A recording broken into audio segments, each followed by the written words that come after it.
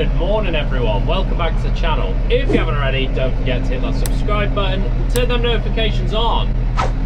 So we're back today, and today we're doing our third cut silage. So I've just got a load of bales on now. It's the 19th, I believe, 18th of September. And we got 25 acres to wrap up today. Now we mowed this on Monday, threw it out on Wednesday, then rode it up yesterday being Thursday, and we're baling it today. It's about 20 to 2 now, and this is our first load we're drawing off. And yeah, just taking it a little bit steady. It's a bit rougher around the outside of this field that we're towing across now. But Mark's currently baling on the second field, which is about 10 acres. On the Puma, we got the New Holland 648 behind that. And so we just brought ourselves a bale wrapper. It's a little Cumberland static one, so we'll take a look at that when we get to it.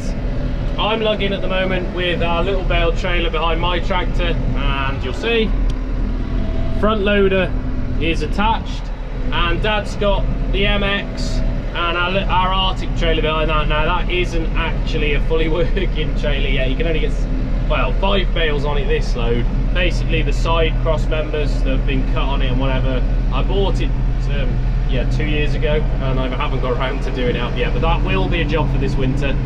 But we're just sticking 5, hopefully I'll hit 6 on it next time. I didn't put them on very well.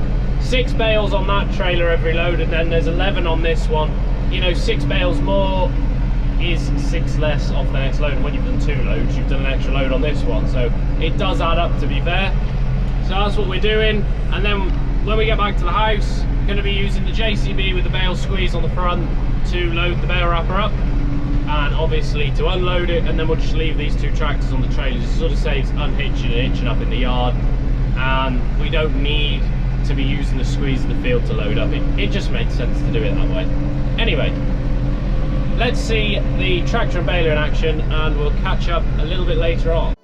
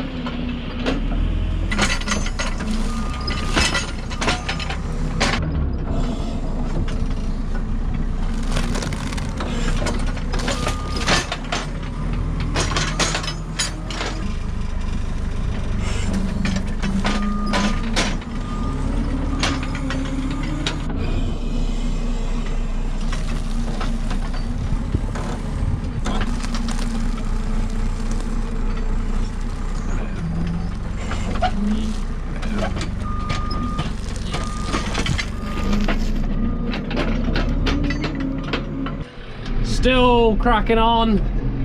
So it's now like 9 o'clock almost, I think, and we've still got a ridiculous amount of bales to lug yet. I'm not sure whether we're going to have enough bale wrap to finish the job. We'll have a little bit of a talk about how today's gone tomorrow when we finished. But I'm going to sign off for today now for 2 reasons. One, it's getting late, you can't really see a lot now. But second reason, my camera is on 3% and I've not got a charger with me, so we're going to have to wait now until tomorrow. We'll catch up with all of you lot then. And there we go, there is the third cut around Bale silage completed. You may well be able to see that it is the next day now. I am currently just taking some slurry out, just emptying the hole, not actually taking the tower out. That's going to be a little bit later on in the year. But third cut silage complete.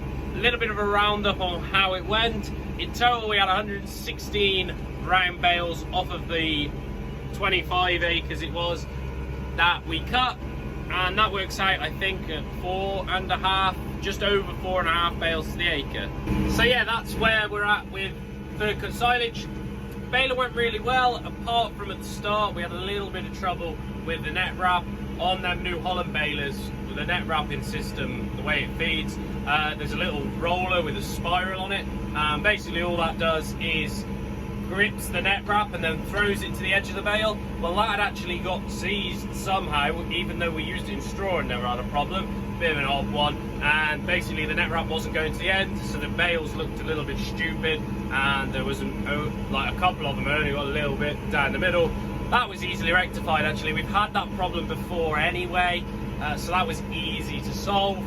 The wrapper, considering we bought that blind, that worked extremely well. Now I know there's not a lot that can go wrong with a wrapper, but still you've got to be careful with these things, stuff can go wrong. But the wrapper did not, and oh, the tank has just got blocked. So yeah, third cut went extremely well, really happy with the quality of the stuff. We was going for silage on a real drier side, almost pushing towards haylage, and we were expecting not to quite get there. To be honest, the way it has gone is we have ended up with haylage, which is really good. Really happy with that. Wrapper went really well, never missed a beat.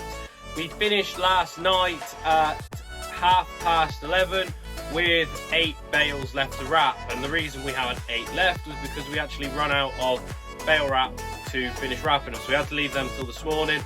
Dad finished them off this morning, and he said it was an absolute pain in the arse because the bales sort of sunk a little bit, so they didn't turn on the table quite so well. That's why we've got to get them wrapped up as we do. If we do it on another year, then we probably would still bale the 25 acres in one day. What sort of hampered us a little bit was the fact that we had to mess around with the baler and get that going before we took a load of bales. By then we'd missed an hour and a half.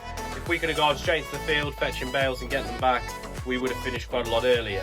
But if we were late again, probably in hindsight the best thing to do is to do like it over 2 days, leave one of the fields a little bit longer.